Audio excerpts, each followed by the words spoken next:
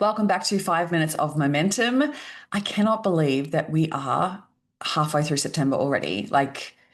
September is one of my favorite months. It's my birthday month, and it's one of those months that's like spring and the weather starts to get warmer and we start to spring clean and we start to really think about the new year. And when it comes to creating an expansive year, creating a year where your business blows your own mind, it takes time and it takes planning, right? And often there was two people that sit at this point in time in the year, right? There's business owners that sit there and be like, I'm so exhausted, I'm so tired, I've had no boundaries in place throughout the year, I've had no rest, and I'm just going to slide and ease my way into Christmas. And as I share this is no judgment, like zero judgment. Wherever you're at is absolutely fine if it's okay with you. All right. So there has absolutely been times in my business where I'm like, yeah, I'm not going to launch anything else for the remainder of the year. I'm just going to ease my way into Christmas, right? And there's been other years where I have made the effort to plan for the year ahead right now, because what you do right now will define the success that you have in 2026. So defining what your next level is right now is incredibly important. Otherwise, you will fall behind. And I don't say that from a place of judgment. I say that from a place of fact.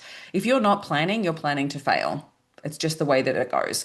And the people that I see succeed are the ones that have got an incredible plan in place and they're executing on it on a regular basis. The only way that I'm able to bring these incredible things to life, like my beautiful event, my book launch parties, the masterminds that I've been promoting, the my Unstoppable Sales program, like all of these things take energy and effort and launching time, marketing, promotional time, all of that needs a plan, right? It needs a plan. And so if you aren't defining what your next level is, you're most likely going to ease into Christmas, but you may start your new year on the back foot.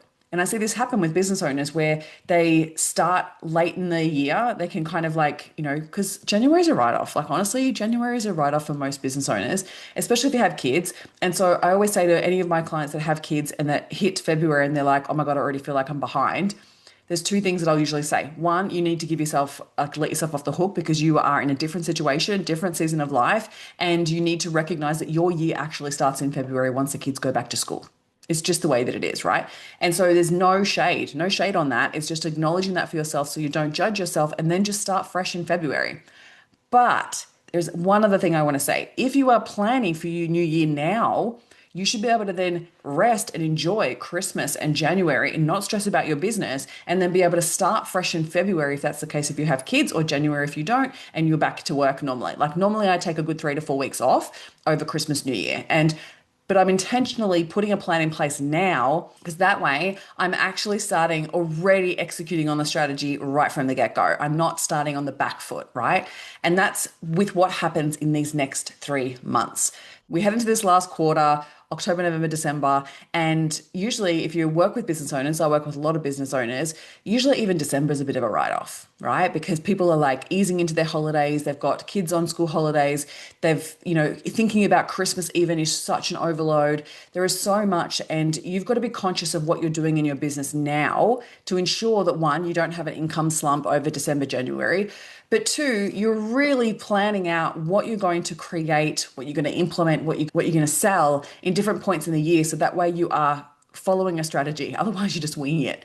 And so I see the business owners that really take the time to do that now, which is why I actually start the Next Level Mastermind in September, because everyone is in the energy of like, I need to start planning for this now. And I know the people that I attract into that container are absolutely forward thinkers. They're visionaries. They truly want to make sure that they are executing well in their business. And we know that that takes time and planning in order to create that outcome. So where are you at right now? Have you even thought about 2026? Are you starting to just think about 2026? Because if you aren't, it's time. It's time to then set aside some time in your calendar, whether it's a day. Sometimes like to take like a day or two out and I go and like book myself in a hotel, or I take myself down to the beach and I just do some visual planning of like what I truly want my year in 2026 to be. And then I'll come back and put the business plans together, right? And I'll put a big calendar on the wall that I'll map it out on a spreadsheet, and I will get really bloody clear on exactly what I'm doing and when.